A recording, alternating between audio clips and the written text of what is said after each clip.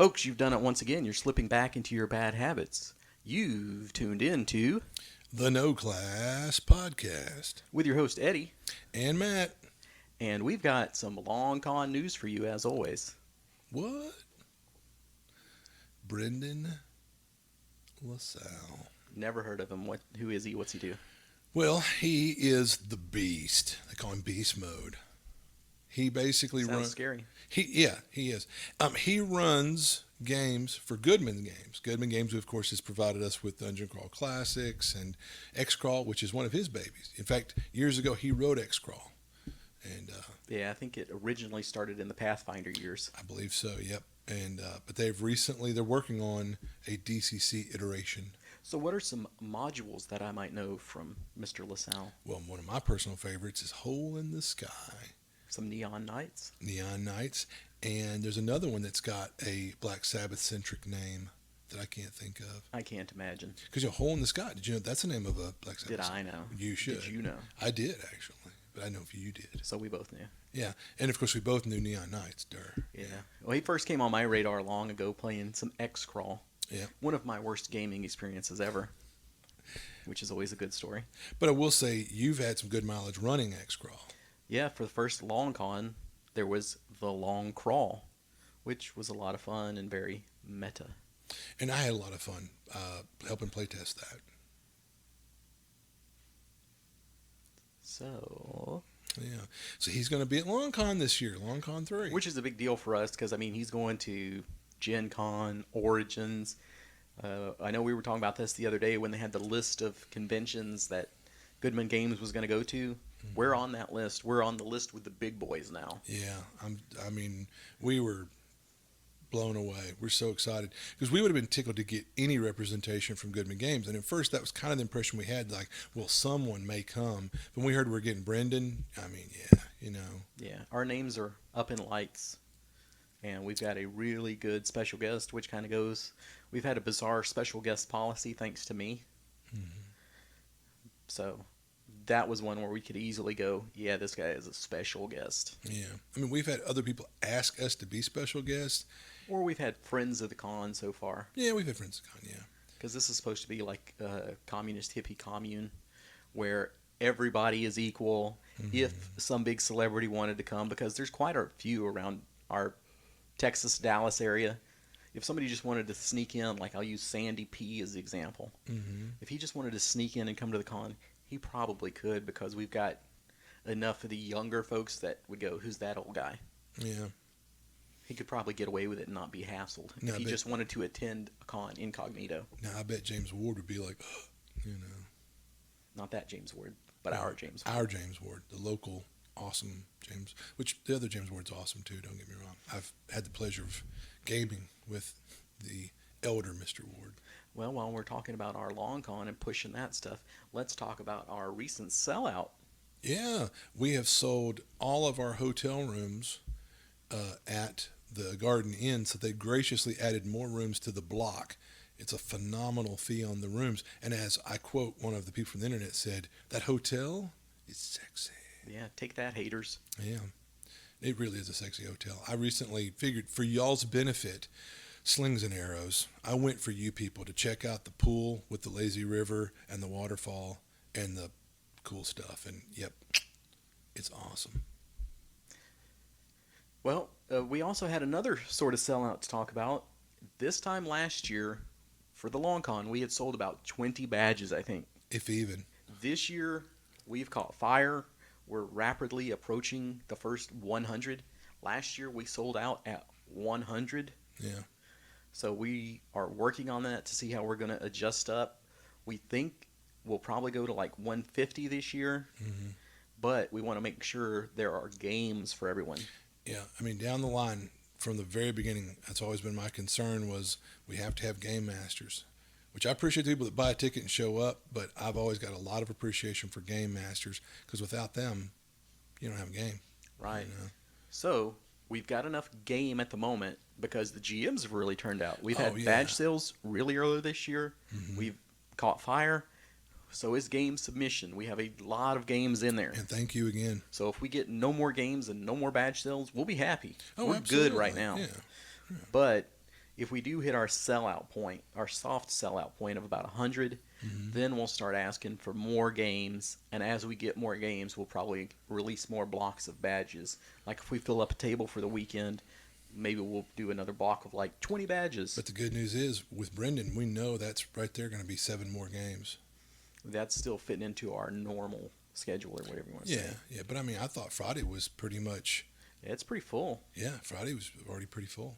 Yeah. So, yeah, there's probably some slots that are booked up. So we'll expand this year from our normal 10 tables to whatever. Yeah. And we'll have open space for gaming. We've always had some table space open. Yeah. We'll just have to see how much more of it we're going to do this year. Yeah, I mean, Red River was mind-blowing in that we had a whole table of players and their game master that at a local home game go, hey, we've always wanted to come to a gaming con, but we want to play our regular game with our own game master. Can we play here? And we're like, sure. I mean, it was a little, but I'm not making fun. I mean, I thought it was cool. It was a little different, but I'm tickled they did it. And they were supporting us. They were supporting us and supporting gaming in their community, which is what I always get at. Support your, this is gaming in your community. Well, since you brought up Red River, I'll say, hey, it's dead but not gone. It lives on as the Long Con Spring Roll, and that's another one we have to look at. Or when are we going to start pushing that? Yeah. Because it's a little hard with Long Con Standard or Long Con Prime or whatever you want to call it, and then start going, by the way, have you bought your ones for the one in April? Yeah. But what's interesting is our big focus has always been RPGs. And it still is. Yeah, absolutely. Definitely at Long Con Prime or whatever. We haven't really set on a name. But anywho, the April one, we're going to have a good-sized area to set aside for board games. So that'll be exciting. Yeah, depending on what the turnout is, we may have separate spaces, depending on the turnout. Yeah. Separate but equal. Yeah. Yeah, that kind of reminds me, speaking of the board games coming on, our good friends at Geek World will probably be taking a lot of the heavy work on that and letting us use their games library. Yeah. So that makes me think those guys are moving. Oh, Go yeah. check them out on August 1 1st. August. Yeah, which is a Thursday. Lots of specials, lots of sales, lots of goodies. I'll be making a special appearance, signing autographs. I don't know if Matt will be there.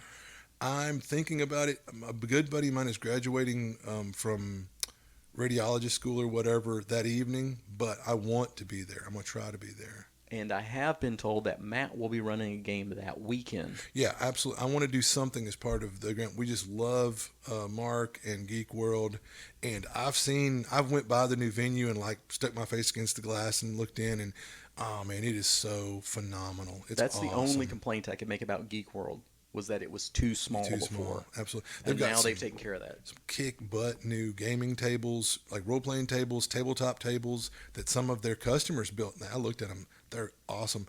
And he's going to have. We'll get to this later, but I'll touch on that. He's going to have he already has a professional dungeon master. He's going to have a special ooh la la separate private room for games, but he's also going to have room out in the main area for they're games. adding in room for war games, which is a big deal for them too. Yeah, like I said, they've got some great wargaming tables. They're really cool. Anyway, yeah. All right, have we promoted our stuff enough for this week, or do we have a few more that we need to get in, a few more plugs? I could keep going, but yeah. Well, the basic thing for the Long Con, it looks great. Outlook wonderful. Soon you'll be seeing the Long Con spring stuff coming up. Yeah. So yeah, we've, like I said, I'm really excited about Long Con always, excited about the one in April. Absolutely. All right. So that does, at about 10 minutes into your podcast, bring us to our topic of the day, paid GMing. And I'll start it off like this. Well, I'll start it off with this, actually. It's a really hot button issue, but I don't think me and Matt are that hot and heated in the debate. I think we're both kind of like, it exists, it's a thing. Yeah. So now I'll open it with, what is your experience with paid GMing? Have you been paid to GM? Have you paid someone to GM? Technically, if you think about it, we've both been paid to GM in a way. Radio silence. Go ahead. Yeah. Well, when we've came for like RPG Day or other special, like a couple of years ago, for free RPG day. We both showed up and ran games, well received. It was appreciated. And Mark, this is his words, not ours, that he was like, oh, you guys are like primo GMs or whatever. He felt compelled to reward us by giving us these dice that are really cool dice. That they're basically store credit, and so they're worth $25. So to me, that was us being paid for running those games. Now we would have done it regardless. Okay, since we're talking about kind of the interesting concept of being a paid GM, what about when you run a game at a con? If you get so much off of your badge, or hey, I ran a game at NTRPG and they gave me a Coke. Yeah, and that's you've been paid in Coke for running. Don't get me wrong. I love me some NTRPG, and people pony up to run games for them. But that's one thing that goes back to my old Living Greyhawk days. Those cons, most every place, like Weekend in the Yeomanry and some other ones, for every game you would offer to run, they'd knock like $5 off your ticket price. I like that, and that's something that Eddie and I are like, if you run like 4 and 5 games at our con, we're gonna knock half off your ticket or whatever. Oh, half off, huh? Yeah, well, whatever, It encourages GMs to do a better job. That's a good thing. Yeah. Well, it's kind of like Eddie always says, they should have a little skin in the game. So, right. So a lot of times we might have... I don't want anybody to come necessarily for free. Yeah. We have a few people that are trusted agents, and they're like, I'm going to run all weekend. And I'm like, you're obviously coming for free. Yeah, if you're running all weekend, you're coming for free, sure. But if I've never met you, we don't want to get stood up. Because we learned our before. lesson. Yeah. One time. That's all it takes. Our very first con, we sprung a leak. It was delightful. Yeah. Leaky delight. Did you see So, what we did there? Have you ever paid anyone to GM for you? Because if you think about it, back in the day, or I guess even now, if you used to bring snacks to the GM and that sort of thing. Right on. Yeah, it'd be like, least you could do is bring drinks and snacks. You appreciated the good players that did that. Yeah. So not made so much payment, but still it is kind of like a little bit like, wow, we appreciate you running. Because I'm always about appreciate the GM, which we've learned in recent events, certain things where nobody wants to pony up to run and everybody wants to show up and play, and I won't go any further than that with. Okay, let's hit this one. I said we're both, I think, kind of meh on the paid GMing. Yeah. I'm not like, it's a sin against humanity. And I don't think it's like, this is the greatest thing that's ever happened to the game. Mm-hmm. I'm just kind of neutral on it. Well, I mean, I'm tickled to hear that there are people that can make money doing it. I don't have anything against them. I think that's great. And if people are willing to pay them, I really do. I think it's phenomenal. Well, let's talk about this. Just to get it out there. As far as I know, we know one paid GM. Mm-hmm. He's the paid GM that works with Geek World. Mm-hmm. I've never sat in on a game with him. I've only heard good things. Yeah, I've only heard good things about him. And in his case, like I said, I really can't go, he's the best ever, he's the worst ever. I'm sure he's great. The thing is that I can see, since I haven't sat and played with him, is I can see his table, and I can see all the Dwarven Forge stuff he lays out. He uses the Dwarven Forge. He has will-paying miniatures. And I think, and I won't lie, I mean, a lot of times anymore, I do theater of the mind. For sure. And it's just the older I get, the more I'm exactly. like, keep it simple, stupid. But I remember... I don't want to bring anything anymore. Yeah. You've got your big tool chest of doom. Right. When I'm going to cons and stuff and run a lot of games, I got this huge rolling tool chest full of crap. But I will, and I'll say this. Back when I was trying to promote DCC locally, initially doing it, and I was running games at this place, I remember one time I brought miniatures to represent all the monsters and all the characters. There were some players that were just like, oh, this is so wonderful. And oh, finally, someone who's like, ooh la la. And even one person did kind of make sort of a dig on another local game master, like, well, you've got these miniatures, you're more whatever. Professional. And I'm like, meh. I was like, I don't, it's not, to me, I was like, I don't see what the big deal is. But to that one person, old McGee, which she was a derpster anyway. But that's one thing that people either have the theater of the mind, or I think probably in like 3rd edition when it became more tactical, where it's like, look, we really need minis to see what's going on. Well, it depends on it's like it's kind of segues back into our previous podcast, which was a great one, about being a good GM or whatever, is that if you have a good GM it's probably not going to be an issue. But if you have a so-so or definitely a bad GM, you probably need to represent where you're at and where the monster's at and all that. Which probably goes back to, like you said, the Pathfinder days and 3.0 D&D where you guys did the Living Greyhawk. Mm-hmm. You're playing with some strange GMs that you don't know. Very strange. You don't want to get this character you put a lot of effort into, so it's kind of like this all needs to be codified. Show me where I am. Show me where the monster is. Show me your dice rolls. I don't trust you. Yeah. Even in a home group. Yeah, I mean that's what's funny. The other night, because Gary's here, I'll call him out. I'd run the session, and at the end, he all of a sudden goes, "Hey, what?" And I'm like, "What?" And he goes, "You did theater of the mind," like I snuck it past him or something. Like I gave him a hamburger and it was really a soy patty, and he figured it out afterwards. He's like, "Hey, wait a minute, damn it, you do theater of the mind on us?" And I'm like, "Yeah, and we had a good time, and it worked out well." And sometimes you can do it. But sometimes it is nice to have figs. I mean, as kids, we couldn't afford all that stuff, little country kids, but we use nickels and dimes and thimbles, and this dice represents the troll or whatever. I mean, even then, we still might have things out there to help you to visualize where everything was at, but it is handy. Well, I got a 3D printer with the thought that, hey, I'm going to be printing out minis all the time. And pretty close to that within a year, I was like, I really don't want to drag all these minis around. If you're at a home game with me, you're going to get more bells and whistles. But Because you're here. yeah, as a traveling road GM, part of the DCC road crew and stuff, the less I have to take, the better. Because you're roadworthy.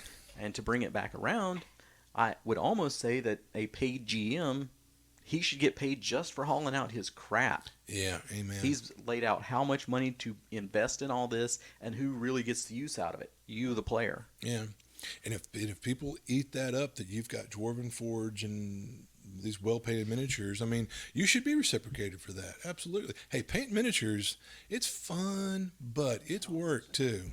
And if so Not my thing. yeah. So that's one thing. Like I said, we really can't comment on the professional GM over there. I've only heard good things. Yeah. I think he's probably a wonderful person. So, And I'm kind of aware of his pedigree now. Basically, his dad had been gaming since the 70s, and then got him into it as a youngster, and so forth. and I so definitely think that's got something to do with it. The longer you've been in gaming, the longer your play and probably the quality of your GMing. Not necessarily. Not There's necessarily. lots of people that have been Some playing for people are 20 years and naturals. still stink, Yeah.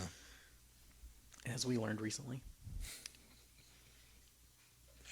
But that's the thing about it is, like we said recently, if you can play the damn game, you can run the game. There's no excuse not to DM or GM. But then again, I guess with there being this reluctance for a number of people to run, that makes more opportunities for these paid people, because there's more and more of a demand, but there's still that. What would you say? It's always been a problem that there's just not as many people that want to run. No. Hmm. Not for us, not my personal experience. Right. I have not been in a situation where it's like, I've got a group, but I can't find a GM. I see that so much now. Yeah. It's like, if you've got a group, one of you is the GM. Pick it up. Alien to me. If you can get 4 or 5 people together, you're already there. Just do it. Run with it. But yeah, because we're moderators or in a number of Facebook gaming groups like Shreveport Gamers, East Texas Gamers, Arcalex Gamers, and about once every 6 months, you'll be like, I got a whole group of people in Texarkana that want to play, but nobody wants to GM, and And then you don't really want to play. yeah, and I mean that, but it comes down to, it's one thing if they're just simply, oh no, I have the capacity, but I just don't want to. Well, that's one thing. But for people to be like, well, I don't have the capacity. Do you understand how the rules work well enough to play the game? Then you can run it. Well, what if I'm not this booyah? Well, whoever is good at anything the first time you do it, but the more you do it, the better you'll get. So, have you ever considered using the services of a paid GM? No. I have. Huh. Because at one point, when I heard that they had the professional GM over at Geek World, I said I should get us and Gary and a couple more of the guys that we don't get to play together. One of us has always got to be the GM. Yeah, that's true. That would be a way, because now that, I'll say, it is hard to find somebody, if you take all the GMs in our group and say, you're not going to run, you're going to get to play this time. That's hard for us to do. Nobody's running for us. Yeah, we are spoiled in that regard that at one point we had a game group that was me, Eddie, Gary, TJ, and Leela. And at that table, I don't doubt that Leela could have done a great job, but she didn't have to. But everybody else in that group was a competent game master. So anyway, that was that was kind of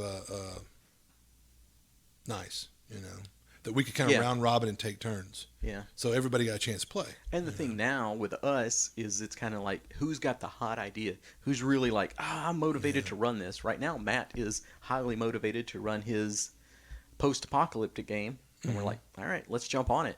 And when he gets burned out on it or kills us all, then Gary will be like, hey, I got a hot idea for some supers. And we'll play that for a little bit. And when we get tired of that, I'll come up with something really brutal and run it for them too. Yeah, because you hit on that. And you've heard stories when we were kids. If one day Gary showed up at my house and it's like, listen, I've got this fire in my belly. I've got this great idea for a campaign. I don't care what and that's what kills me nowadays. That's a whole other conversation about. I didn't ask, well, now wait. Well, what game is it? Well, what system is it? Well, I'd go, oh shit, Gary's got the fire in his belly and a great idea, and that look in his eye. Whatever it is, I can't wait to play it. Let's hurry up and make a character. Ride the hot hand. Yeah. And that's like, or if Alvin showed up and said, I watched this cool new sci-fi movie. Oh, neither one of you seen it? It gave me a cool idea. I want to run a one-off adventure. Heck yeah, man. Let's play. We didn't go, well, now wait. And that's like nowadays when you're like, hey, kid, you want to play a game? Well, what system is it? Well, what version is it? Well, am I allowed to play this experimental character from this one magazine? It's like, dude, you just want to play and have fun? Well, there's all these caveats. Can you come to my house and comb my hair and feed me soup first before we play and put my special hat on? I mean, ugh. So there is a place for paid GMing. If you don't have the time, or the wherewithal, which you could kind of go on that. You could go, what about people who homebrew versus people who play modules? Yeah. So I mean, there's nothing better or worse about it. There's nothing. If you don't have the time, if you're kind of the hardworking guy, you work your 40, 60 hours a week. And you're like, at the end of the day, I just want to be able to go kill some stuff. I don't want to have to run it. My friends don't want to. We're going to pay somebody to take. It's kind of like cutting your grass. Yeah. I don't want to cut the grass. I'm going to pay somebody else to do it. I don't want to run the game. I just want to enjoy it. I'll pay you for this. Well, I've posted a couple of those articles recently on Facebook when I found them, like reposted them. Oh, yeah. And that's kind of how we got this idea. They've been really hot. Yeah. So, buddy, I think guy's been a buddy of yours for a long time on Facebook or otherwise. I recently met him at the last NTRPG and Facebook friended him, and he's one of the Dragoons, I believe. Jeff Webb. Yeah, Jeff Webb. Really nice guy, seems like. And he was talking about at one point a guy had thought that he was going to make some money because he'd heard like people were playing D&D on the internet or YouTube and making a buck. And so he thought this great idea that he was going to film these and put them out on YouTube and get rich or something. That's what it sounded like, reading between the lines. And that he had tapped Jeff Webb because Jeff's probably a guy like us that's been running and playing these games for way too many years. And so you figure, oh man, it'd be cool, how fun to get paid to do this. But this guy was such a goofball or something. He seemed like he didn't know what was going on Yeah, with it. He didn't understand it. It aggravated the crap out of Jeff so much, he didn't even have fun with it. I mean, it definitely felt like a job. Like it's one thing to get paid to run a D&D game, and I have fun running D&D. I do it for free because it's fun. But to get paid, woo, that'd be great, but not if it felt like a job. Well, here's my sound bite of the week that on all these Facebook posts, I didn't put it out there because I was just saving it to unload it right here. So here it comes. Here's not my opinion. There's nothing wrong with being a paid GM, but for me, in sort of my opinion here, paid GMing, paying somebody to GM is kind of like paying for sex. That's my humble thing. You can do it, and it's good, but it kind of feels better when it's free. It's not forced. There's more of a we're in it together sort of thing. Yeah. There's something to that. Think about it. No, absolutely, yeah.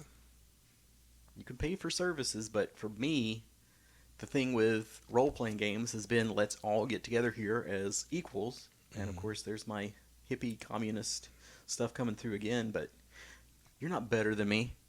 we're all the same here. Even if I'm the GM, we're all equal. We're all doing this together. We're all telling this story together. And we talked about this recently and before, is that we, in a way, we still get paid.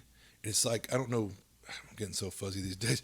Again, was this before we started recording or since? No, it's before.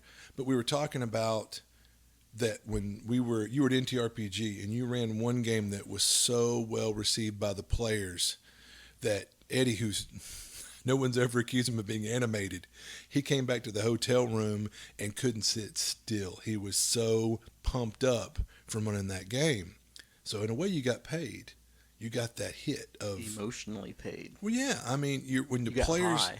players are digging what you've put down, this is because it's something Eddie wrote. This was his whole cloth baby. That they ate it up, they loved it, they cheered, they laughed, they cut up, and had a great time the whole game. Man, as a game master, yeah. Oh, we've talked about definitely. I think in the how to be a good game master, something we talked about, Conrad. I think before that, that was Gary back in the day, an NPC that was so real to us that when he died in the game, the girls at the table wept and the guys beat the table, and one guy had to get up and walk off and compose himself. So I mean, yeah. But anyway, I think that's the payment. I think for a lot of game masters is that feedback from the players. Well, when you start bringing money into it, some people get prickly. Yeah. But the counter argument is there's always been money in it. This has always been published to make money. They didn't just give you a free copy of the, basic set or something like that. Right. It's always been for money. And now we're guys that make money off of gaming. We run a con. Not that we're making any money. But still, money is required. We don't go, show up. It's free. I mean, this hotel ain't cheap. It's a really nice hotel, but it's going to take what we're getting paid. But now this kind of free thing that's out there, this free experience of role playing, we make money off of it too. Does that make us bad people? Absolutely. I agree. But that's the kind of the thing where the other side of it is that, like, okay, yeah, segueing into this, and a similar thing is like a number of role-playing a number of game stores are starting to embrace role-playing more or less, we'll say. But also this is a tough market for game stores because these people, I'm going to go to eBay, Amazon, wherever, I can get it cheaper. And so it's like movie theaters. Talking about millennials earlier. I'm not digging on millennials. I'm talking about an article I read that just said the number of things that millennials are having an effect on. One thing is movie theaters. The age 18 to 25 group or whatever, they're not showing up to watch the movies at a theater anymore. So the theater's doing things like heated and cooled seats and seats that recline. I went to the AMC recently, and I was reclined. My seat was warmed. It was really wide, so that no one was jamming in on me. There was ample elbow rest. I mean, so there's something to be said for that. Sounds like a good change. Exactly. So that's what I was saying. These changes blamed on millennials. Some of them are good things, definitely. But anyway, game stores, one thing they're trying to do to maybe make it more of an experience, they have like their private game rooms, and they're charging a fee for these game rooms. Well, once again, some people are going to be upset about, well, why am I having to pay a fee to play D&D? Well, you're in this special room. Yeah. I mean, if it's got the wallpaper that looks like stone and the door looks like a dungeon door. Have you ever played a game where you felt the atmosphere of the area you're playing in kind of got you more into the gaming mood? And if it's $10 an hour, 5 players and a game master, 6 people or something, split $10. I mean, big deal, But anyway. It's just one of those things that people get emotional about it when you bring money into it. Right. When money is involved at all.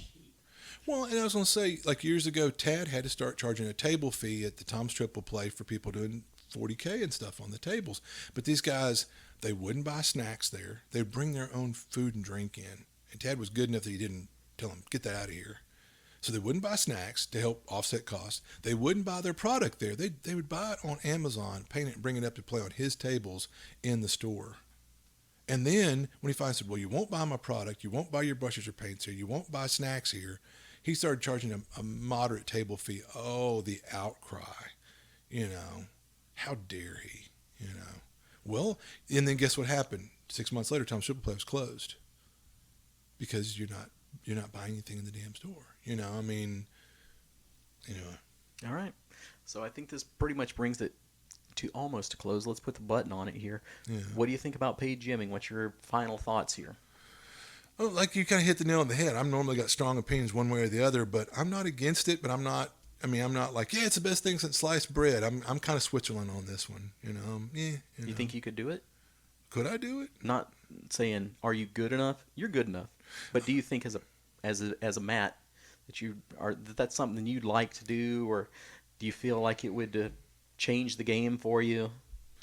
I don't ever feel pressure, to perform. But maybe if I was getting paid. Well, here's another one Yeah. for you that I almost let this topic go by. Yeah. It's kind of like pay to win in video games. Yeah. If I was paying you to GM, say I'm giving you $100 a session, And I TPK you. I want my +1 sword, dude. Yeah. I want my +2 sword. I want my +1 armor. Yeah. You're gonna have to start. I don't like that play to win stuff in And if you video TPK games. me, Yeah. you're losing the customer quite possibly. Maybe. But you know what? I would try to go into it with the mindset that I'm going to run this like I run any game. And if that's not sufficient, then apparently I'm not up to being a paid GM or whatever. But I would run it like I run any game. And that's the shut up Matt alarm. Alarms have no effect on me. But yeah. just for me being a quote unquote paid GM, here's another one we didn't think about. Okay. We didn't get paid, but somebody got paid at NTRPG when they would sell passes onto the table. Yeah. For $5, somebody can register on that table in advance. I sold quite a few of those tickets. And I've sold ones before too, and I'm like, holy crap, you paid for this? You paid in advance Heck, for little old me? You got the golden ticket this year. Yeah. So, I mean, that's a lot of pressure. That's where it's like, okay, now I have to do something for you. You've got money invested in this. Yeah. And I think it does kind of go, if there's somebody sitting next to me that paid $5 and I didn't, is he What are their more expectations? deserving than me? Yeah. It's where it can get kind of tricky. Yeah. So what's your opinion on these pay in advance $5 tickets? Hate it. I know. I have no problem with those guys doing it. They have a lot more expenses than we Their do. overhead is brutal. Yeah, they need it. So They that's really a great do. revenue source for them. Yeah. For us, I don't want to do it. I'm not saying we'll never do it, but I hope we never do it. Well, we don't open up our registration at 12 o'clock midnight or whatever. Yeah. Which, again, I'd love me some Mike and Doug, don't get me wrong. But I don't know why they open it up at midnight. Well, we're doing ours at 9 a.m., so we'll see Right. if that flies any better. Yeah. Because some people will be at work. Yeah, but All right, well, the shut up Matt alarm has gone off, which means that we've got to wrap this thing up. wrap So it the up. very final thoughts on the paid GMing are, meh, Meh. we don't care either way. Do Yeah. what you want to do. Yep, live your life. It's kind of like all of gaming. I There's no love- wrong way to game. And I love capitalism, so by all means, if you can All get right. paid, get paid. All right. Well, we're out of here. We will see you next time. See ya.